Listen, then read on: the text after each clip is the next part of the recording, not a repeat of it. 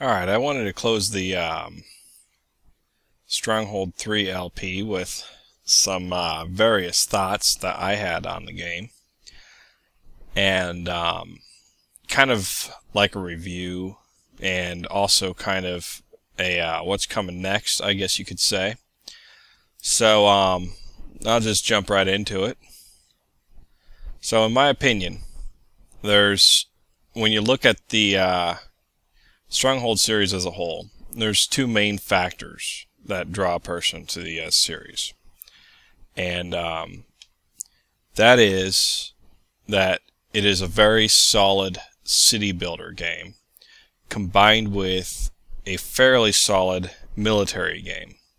You know, if I don't know how many of you people are old enough to have played some of the older city builder games, but honestly most of them had very bad military aspects.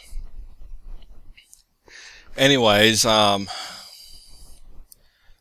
point is that, you know, building these little medieval castles kind of fulfills the same needs and wants in a person that, you know, games like SimCity and Roller Coaster Tycoon and games of this nature give us. And the ability to ruthlessly crush your enemies on the field of battle is also very satisfying.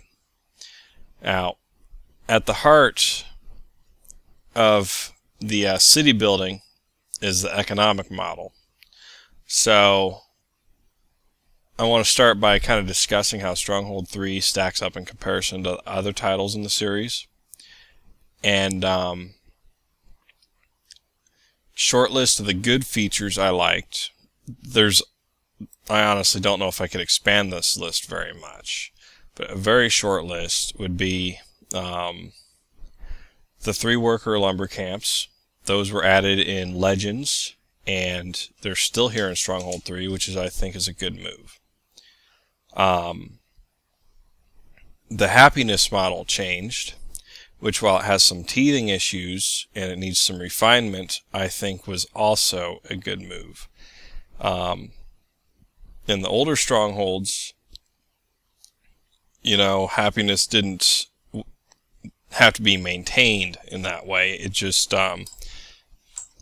had positives and negatives which kind of accumulated, and once you hit 100, as long as you maintained a neutral balance, it would stay at 100, if you know what I mean. So most of the time, as long as you set your castle up right, you would get your happiness to 100 and then forget about it. So I like that change. It required a little more management. The auto buy and sell features of the market is another feature from Legends that transferred over, which was definitely a good thing. Let's see. I liked the varying capacity houses that they introduced in this title, instead of every house being room for 8 peasants. But I didn't like the way they did it. I would have been very happy with, I think, just letting us choose the size house we wanted to build and build it wherever. I mean, obviously you'd want to protect your size 10 houses a little bit better than you would your size 3 houses or 2 houses or whatever, if you get my drift. But the way it is in this title, it forces you to build a whole metric ton of houses right around your keep, which kind of has significant impacts on the defensive, which I don't like. Anyways, let's see. Compared to the rest of the series, though, the economics model has been seriously cut down. For example, in the older titles, crossbowmen and macemen used leather armor instead of metal, and building and sustaining these troop types meant that you needed to build tanneries, and that also required that you have to have cattle for their hides. Crime, waste management, and taxes have been completely cut. Did I say taxes? I meant crime, waste management, and rats. Anyways, the Lord no longer interacts with the castle in a meaningful manner like he did in Stronghold 2. He would go around and you could look in the keep, and feasting wasn't just clicking a button and it was done. You actually had the Lord and visiting nobles in the castle feasting, and he would actually go to the church and things like of that nature. And I think removing this aspect of the game and turning him into just another military unit seriously detracts from the community flavor of your castle. Since the Lord is supposed to be your avatar, it's like your avatar doesn't actually interact with your city much anymore.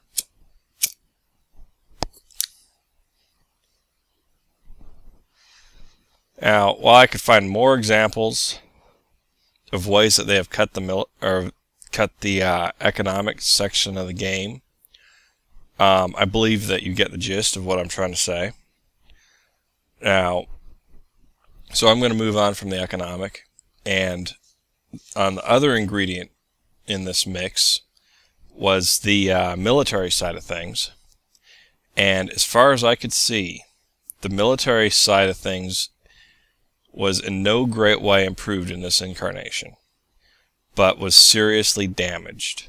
Give you another short list of things that detracted from this title, and I'll go from there. So, off the top of my head, this is the only title in the entire Stronghold series that has a similar number of unit types as the very first game. Crusader, Stronghold 2, and Legends all had either more unit types or many more unit types. And, the military units got very simplified. Even the walls and the siege ladders are gone, which were always, not the walls, the ladders and the siege towers are gone, which was always kind of a big staple of Stronghold. And, they're nowhere to be found. So that's very bad. Siege equipment became pretty useless, honestly. You saw me play through the whole game, and mostly I just used mantlets, and that was it. I would occasionally put a catapult on top of a tower when I was defending. Now, this also ties in with my next point, which is, for some reason in this title, once again, they decided to let people hack down stone walls with swords. Now, not only did they allow it, they made it easy for units to do, which it was allowed in Stronghold 1, but it actually took a fair bit of time for, a maceman to chew his way through a wall. And, you could only have one maceman working on a particular section of wall, and it was honestly going to, give him a good chance of being killed before he got through there, or at least you'd seriously thin out their numbers. Now, it just seems like they're more of a temporary impediment, I guess you could say. In Stronghold 2, melee units could no longer knock down walls, and you had to use the siege equipment, which honestly I thought was dedicated siege specialists like sappers who actually tunneled. And I think that was a serious improvement in the series. And why they suddenly got rid of it in Stronghold 3, I don't know. I think it was pretty bad. It's not only the defensive side or the offensive side which suffered. You had the defensive side lost a bunch of traps, and you lost the ability to determine how thick your walls were going to be, and affecting both sides, the unit cap got lower, and just in general, the night battle mechanic was horrible. at least in my opinion. So here's the thing. The first Stronghold set the standard for the series, and Crusader added a few things and, a couple new gameplay elements, but it pretty much kept the mix the same. It took the winning formula, took it a little bit further in both the economic and the military, and it was a win. I mean, I don't know of any Stronghold fan who didn't like Crusader. But it was good, okay? Now, Stronghold 2 continued to improve on both aspects, but it had a definite focus on the economic system, which I know, reading on the forums for over the years, a lot of people thought that was too heavy. Now, I don't have a problem with that point of view. I disagree with it, but I don't have a problem with it. I understand it. On the other hand, afterwards you had Legends, which took the economics back down to about Stronghold 1 level, maybe a little bit more complex, but in that neighborhood. And they really, really expanded the unit set and focused on the military. Now, I wouldn't be surprised if the people who liked Legends in general are the opposite of the people who like Stronghold 2. And I don't believe that either approach is wrong. They're different, but, they're not inherently wrong. They just appeal to different demographics, if you know what I'm saying. Now, Stronghold 3, it dumbed the game down on every level, which is clearly a step in the wrong direction. And I should also say that I'm being very generous here and completely ignoring the bugs and not even considering them at all. And this is a buggy game. There were, in the process of recording this Let's Play, there were several CTDs, and I just didn't show them because, who wants to watch a mission that ends in a CTD? Like 40 minutes of gameplay and a crash. And, you guys did see the, graphical anomalies I had with bodies falling through the top of the screen or whatever was happening there. And there were other anomalies that, you can look on forums and whatever and find them. I mean, I'm not going to sit here and point them all out, but I'm just saying, even if Stronghold 3 was a completely bug-free game and every feature worked as intended, it would still not be as good as any of the previous titles. Hell, Stronghold 1 was a better game. And, I would much rather play Stronghold 1, despite the fact that it's a 2D sprite-based game. So, and in all honesty, I think some of Stronghold 1, while some of it, the sprites make it look kind of bad, and, in some ways I think it looks really good. The Palisades in that are honestly my favorite in the entire series. But, I'm swaying off topic. So, let's see. Another thing worth noting, just as an afterthought, is the stupid plot of the military campaign. In all honesty, these games aren't real, or the plots in these games aren't really all that great. But the ending of this title was really bad, and the cutscenes themselves were probably the best of the series. But the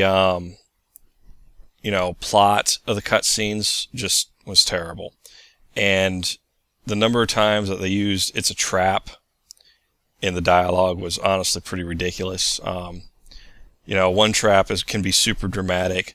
A couple of traps, or maybe even a few traps, can still be pretty dramatic. But, 10 traps is bordering, a trap is no longer dramatic, it's just blasé.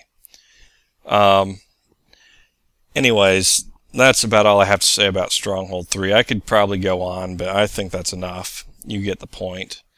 That's probably the last time I'm going to play through that game. I'd really rather load up Stronghold 1 or 2, or, even Crusader, in any day of the week. So, don't forget that, actually, I am intending to LP the rest of the series, so that's coming up. And in order to keep things fresh, I intend to do other games in between the Stronghold titles. So all of these titles will be games that I thought were either good or maybe even great, but are off the beaten path. You know, they're not Halo or Call of Duty or anything that achieved any super massive success because,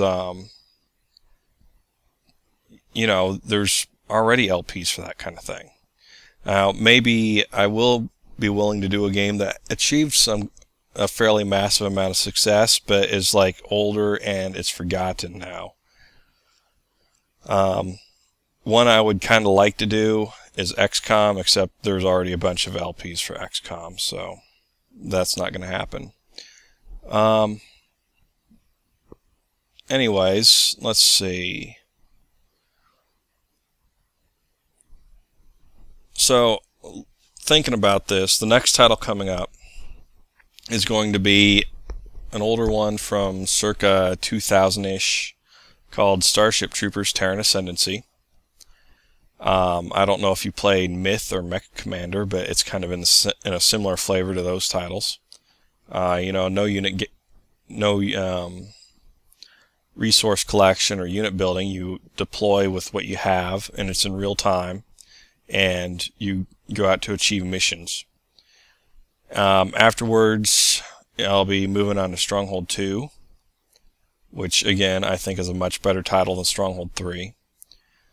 And I haven't decided for sure what I'm going to do between Stronghold 2 and Legends.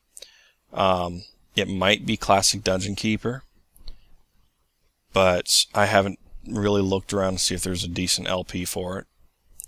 So it may not be. So basically, you know, you have the spot between Stronghold 2 and Legends, and the spot between Legends and Stronghold 1, and the spot between Stronghold 1 and Crusader, which I haven't decided on yet. And, you know, while I have some ideas, I haven't really looked into them. So, if you have some ideas on what I should do in between these, any rare old gems in the rough, I would love to hear it. And I will seriously consider them. Just, you know, don't expect me to do Call of Duty Modern Warfare, because I'm sure that there's probably already a crap ton of that. So, anyways, that's it for this kind of video review, so stay tuned, and coming up next will be Starship Troopers Terran Ascendancy.